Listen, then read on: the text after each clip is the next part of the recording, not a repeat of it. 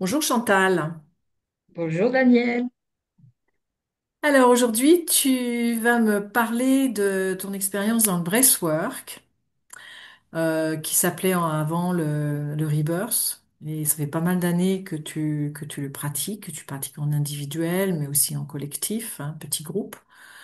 Et, euh, et donc j'aimerais bien que tu me partages ton expérience. S'il y a une différence entre le nom Rebirth ou breathwork, ou c'est la même chose, ou c'est un nom plus contemporain. Depuis quand ça existe en fait, le rebirth? Alors, donc, le rebirth, ça existe depuis les années 1960. C'est Léonard Orff qui a découvert accidentellement la respiration, donc, que veut dire le rebirth, dans son bain. Et il a revécu sa naissance. Et Hmm. après, donc, il a adapté toutes les méthodes qu'on connaît maintenant pour la respiration. Et ensuite est venu Stanislas Grof, qui lui aussi faisait de l'autre. C'était déjà du Briefwork, lui, avec musique, et l'autre sans musique. D'accord. Donc aujourd'hui, il reste quoi comme Eh activité bien, principale, on va dire, dans le monde occidental? ben, il reste le Briefwork. Ça reste le Briefwork qui maintenant, parce que moi, bon, j'appelais toujours, parce que ça fait 25 ans que je pratique le rebirth. Donc, c'est vrai que j'ai toujours nommé rebirth, mais en fin de compte, avec l'évolution, le Briefwork rassemble tout et avec de la musique. Parce que moi, je trouve que maintenant, avec la musique, pour moi, dans l'évolution de mon travail, c'est plus intéressant avec certains rythmes musicaux. Qu'est-ce que tu dirais quel est l'intérêt de l'apport de la musique dans justement ce type d'activité? Bah, tu commences avec une musique lente. Alors, au départ, hein, on peut commencer comme ça, et après, tu actives cette musique. Et pour les, et pour le corps, il y a une sonorité qui permet à la personne d'accompagner cette respiration. C'est beaucoup plus facile, je trouve. Oui, tu dirais que la musique vient réveiller un Accompagner. émotionnel par le Vient corps. accompagner ouais, une musique bon, gaie, une musique triste, une musique douce. Il y a quelque chose qui se réveille dans le corps. Et la respiration, alors en quoi consiste-t-elle? De quelle manière on respire? Comment tu dirais? Alors, pour moi, je fais des respirations bouche ouverte, inspiration, expiration, ou alors avec le rebirth, si on, c'était le nez, inspiration, expiration par le nez. Mais c'est pas l'un ou l'autre, c'est l'un, enfin, je veux dire, c'est l'un ou l'autre. Ce n'est pas une inspiration par le nez et une expiration par la bouche. Oui, d'accord. Et si j'ai bien compris, c'est en continu. Ça veut dire qu'il n'y a pas de pause. On fait pas Il un n'y a pas inspire, pause, un expire, pause. C'est sans s'arrêter. non. Non, non, on stimule, enfin, je stimule la personne pour qu'elle continue à inspirer plus ou moins vite si elle peut pas, mais autrement, je la stimule toujours pour qu'elle soit toujours dans cette inspiration-expiration. Est-ce que c'est une respiration plutôt complète ou c'est plutôt au niveau du ventre ou du... Enfin, je pense pas que ce soit le thorax, mais est-ce que ça peut Bah, si être... c'est la bouche, c'est le ventre. Voilà. Hmm. Donc j'imagine que Si ça c'est la, masse aussi les viscères. Ça masse les viscères, ça libère, hein, ça libère parce qu'à un moment donné, bon, le corps peut un peu comment dire, avoir des tensions dans le corps. Il y a des Hmm. tensions dans le corps, mais celles-là aussi, il faut les traverser. Mon message à chaque fois, c'est de traverser, quelle que soit l'émotion, quelle que soit la douleur. Hmm. Donc ça veut dire que des émotions peuvent surgir. Ah ben oui, bien sûr, les émotions, et c'est là qu'il faut avoir tu continues à respirer. tu avances. Hmm. Et à un moment donné, une fois que la traversée est faite, on sent le calme. Donc l'objectif est un objectif de libération d'émotions refoulées, engrammées dans le corps, pour rencontrer un espace de calme en soi. Oui, après avoir fait ce nettoyage par la respiration et surtout une respiration, enfin, je veux dire, une séance prépare la suivante. C'est-à-dire, Donc, c'est-à-dire, on prend une image d'un oignon avec les différentes couches. Le corps prépare, il y a une couche qui s'en va, il y en aura une autre qui s'en ira un peu plus loin, mais à la prochaine séance, par exemple. C'est vraiment pas la tête qui décide là. C'est le hmm, corps qui sort ce qui doit sortir et quand ce il est qui est prêt. juste dans l'instant. Mm. Hmm. Donc ça Et veut c'est là dire que qu'il ce faut qui va sortir peut être inattendu. inattendu. Une personne va venir pour quelque chose de particulier, mais il y a autre chose qui va sortir. Hmm. Oui, très bien.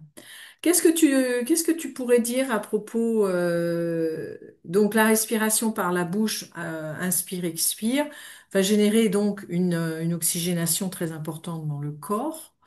Euh, c'est quoi l'objectif de respirer ainsi plutôt que d'une respiration ordinaire? Qu'est-ce que tu pourrais dire là-dessus? C'est-à-dire que cette respiration, elle continue toujours. Donc, quelque part, le corps, il est obligé d'avancer, il y a quelque chose qui sort parce qu'une respiration, bon, il y a la respiration consciente qui est une méditation, mais là, c'est pour quand même libérer des traumas, c'est pour arriver à se dépasser par rapport à sa vie aussi, c'est arriver à une clarté mentale, c'est arriver à quelque chose qui est une détente profonde qui vient de l'intérieur Et avec cette liberté. le fait de se concentrer sur la respiration de manière continue nous permet d'éviter de contrôler les choses. Bien sûr, parce qu'à un moment donné, il y a un dépassement qui se fait et l'accompagnant est là pour justement aider Hmm, à continuer. Bon, une hmm, séance de rebirth, pour moi, ça peut durer jusqu'à 1 heure maxi, mais déjà 3/4 d'heure, c'est pas mal. oui. Et après, c'est ça qui est très important, il y a ce temps de repos Mhm. où tu ressens l'énergie qui circule dans le corps. Est-ce que l'on peut dire que ça peut avoir des possibilités ou des capacités d'auto-guérison sans que ce soit forcément quelque chose de systématique? Est-ce que ça peut soigner le corps? Je pense. Je Mm. pense que ça peut soigner le corps parce que déjà, quelque part, ça libère des traumas. Et quelque part, quand tu libères des traumas, automatiquement, il y a quelque chose d'autre qui peut se mettre en place, hein. Mm. Mm. Et puis, de ce que j'ai pu lire aussi, le breathwork est également un outil anti-stress, Hmm. Anti-stress, bien sûr, oui. engendre un grand apaisement mental. Et puis avoir ce recul, il y a quelque chose qui se passe parce que cette respiration, oui, oui, tu sens ton corps vivant aussi, hein. Mm. Mm. C'est vivant. L'inertie, elle disparaît. Et puis après, ben, il y a lâcher prise, hein, de toute façon, automatiquement. Et donc, on va Mm. avoir l'opportunité enfin, prochainement dans le cadre d'un stage, d'un séminaire, il va y avoir une session de breathwork collective où toi, moi-même et Olivier Attané nous serons présents pour accompagner les personnes dans cette expérience de breathwork. Comment tu décrirais comment on le gère d'un point de vue collectif, comment ça se gère? C'est un peu différent, j'imagine, que dans l'individuel. Oui, parce que déjà dans l'individuel, suivant comment ça se passe, eh ben, tu es que pour la personne. Tandis que là, pour avoir fait du collectif, bon, j'avais des petits groupes, parce que si quand j'étais toute seule, bon, bah, c'était 5 6 personnes, hein, pas plus, hein. Mais c'est intéressant parce que les personnes se parlent aussi un peu quelque part par leur corps, par l'énergie. Il y a quelque chose. Et c'est Oui, toujours, parce et que toujours avec cette bienveillance. Voilà, et un petit groupe, c'est vraiment, donc là, on sera plusieurs, mais que les personnes se sentent en sécurité, bien installées. et pour avoir moi-même animé et vécu dans les deux, d'être des deux côtés, j'ai observé que en fait, il y a un effet groupe. C'est-à-dire que quand une personne, par exemple, se lâche ou crie ou pleure ou exprime des émotions, il y a d'autres personnes qui peut-être n'osent pas le faire parce qu'elles sont en groupe hein, et du coup vont être invitées indirectement à se lâcher. Elles Donc se l'effet lâcher, tout à groupe fait. peut être très Mm. stimulant. Tout à fait, c'est tout à fait stimulant. Et puis souvent après, il y a des choses communes dans le partage. Oui. Mm. C'est ça. C'est ça qui est merveilleux, c'est magique même, parce que c'est beau. Mm. Elle est à Et la fois si simple, parce que la respiration, tout le monde connaît, mais accompagnée de cette manière-là, moi je trouve ça très beau. ce que je trouve très intéressant dans cet outil, cette méthode, c'est aussi le fait qu'on ne passe pas par l'analyse, on ne passe pas par le mental, on ne passe pas par la réflexion. C'est uniquement le corps qui va s'auto-libérer de ce qu'il juge être nécessaire dans l'instant. Et que c'est le moment pour la personne de libérer. Voilà. Ce qui l'encombre dans son corps et dont elle n'est pas forcément consciente. Mm. Et ça, c'est vraiment quelque chose d'extrêmement important dans notre culture occidentale mentalisée, où on Mm. pense, on donne beaucoup de pouvoir à l'analyse et au mental, alors qu'en fait, le corps a une sagesse. euh, et si on revient vers cette sagesse-là, on a beaucoup de clés qui viennent se libérer, qui viennent de s'offrir à nous. Oui. Oui, et puis tu vois là, ce qui me vient là aussi, c'est que je pense bon, à Léonard Orr, lui c'était le rebirth, revoir donc la naissance, mais moi je m'en suis jamais occupée après. J'ai toujours accepté, enfin, ce qui vient, mais mon intention n'était jamais de faire revivre la naissance aux personnes. Mais il a eu le mérite de créer ça quand même, tu vois, mais c'est parce que ça peut se passer aussi en piscine, hein, le briefwork aussi, hein. Hmm. Oui, le rebirth se faisait en piscine avant, Ouais, ça se faisait aussi en dans l'eau. piscine, hein. Donc, mais là, moi, je trouve aussi, bon, que c'est de le faire d'une manière douce, c'est rassurant aussi pour les personnes parce que ça sert à rien de forcer. Hmm. Donc là, toi, maintenant, tu es dans l'Aude, tu as déménagé, tu es dans l'Aude et tu es en train de t'installer dans cette région. Donc, voilà. Et on aura donc, ça sera pour le Périgord noir, entre autres, mais on aura l'occasion de l'expérimenter bah, ensemble déjà, et puis avec Oui, un groupe, euh, pour, euh, pour que chacun puisse vivre cette expérience. Et donc, je rajouterais, parce que toi et moi, enfin, nous connaissons également les méthodes PIT, oui, euh, qui sont des outils de libération de trauma. Et dans ce cadre-là, nous utilisons maintenant de plus en plus le breathwork comme vecteur pour la libération des traumatismes, entre autres, parce que dans les méthodes PIT, il y a la possibilité de libérer des traumas à travers des outils bien spécifiques. Et toi, justement, connaissant les méthodes PIT depuis une dizaine d'années maintenant, oui. euh, tu fais une espèce de mariage entre ces outils-là et, Ouais, et le breathwork. ouais, ça c'est vraiment très intéressant ça. Mm. Et ça, j'aime beaucoup le faire aussi parce que j'ai le fait de les faire respirer parce que j'ai pris comme base le DP4 Mhm. Alors et pour explication, le DP4 est une technique d'alternance entre une chose positive et une chose négative.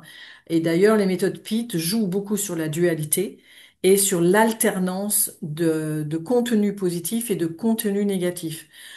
Dans le cas précis, toi, tu vas utiliser la respiration à ce niveau-là, oui, associée à une image ou une scène. voilà. Et ça, c'est très intéressant parce que tu as aussi des personnes qui, dans la respiration, où c'est difficile de respirer pour eux. Donc, tu Hmm. peux, en commençant par ça les amène, ça libère déjà une partie du souffle. Ouais. Et sachant que l'inconscient ne peut pas contenir deux événements opposés, à partir du moment où dans le souffle, on inspire une image positive et on souffle une image négative, et on fait une alternance de positif et de négatif, jusqu'à justement la neutralité, qui est l'objectif des méthodes PIT, mais qui est également l'objectif du breathwork, d'une certaine manière. Ouais. Et c'est très bien ça. C'est vraiment une belle alliance. Oui. Donc bien entendu, ça, c'est beaucoup plus pratiqué en individuel qu'en groupe, quoique en petit groupe, ça peut être proposé. Oui, ça peut, mais c'est plutôt en individuel. Ouais. Donc merci Chantal hein, pour cette présentation au niveau du breathwork qui demande, qui est de plus en plus connu aujourd'hui, mais qui demande à l'être encore plus. Je trouve que Ah c'est un oui. outil extraordinaire. Et Et ouais. Et puis tu vois, dans mon activité là qui va reprendre d'une certaine manière, je vais mettre vraiment l'accent aussi sur la respiration. hmm, mais oui, le Parce que souffle c'est de la vraiment vie, important. C'est le souffle de la vie, comme on dit. Ouais. c'est ça. On revient aux bases, aux fondamentaux. Hmm. Eh bien, merci beaucoup. Et puis, une prochaine fois. Et de toute façon, on te trouvera sur Facebook et les différents réseaux quand tu seras vraiment installé dans ta région. Voilà. La nouvelle Puis région. merci à toi. Eh ben, je t'en Et prie, puis c'était un je grand suis plaisir. très très contente de participer justement avec toi, comme on avait déjà fait des stages, Ouais, de, exactement. de participer avec toi. Et le prochain stage, c'est Omnipotentia Évolution en Périgord avec Olivier Attané également. Et d'autres intervenants. Voilà. Le stage va être très, très diversifié cette fois. Mm. Il va y avoir 5 intervenants différents, je crois. Et, Oui, c'est bien. et ça va permettre de rendre ce stage très vivant par sa diversité, ses activités différentes, des rythmes différents. Alors, ça aura lieu le 30 octobre, du 30 octobre au 2 novembre. À bientôt! À bientôt, Daniel.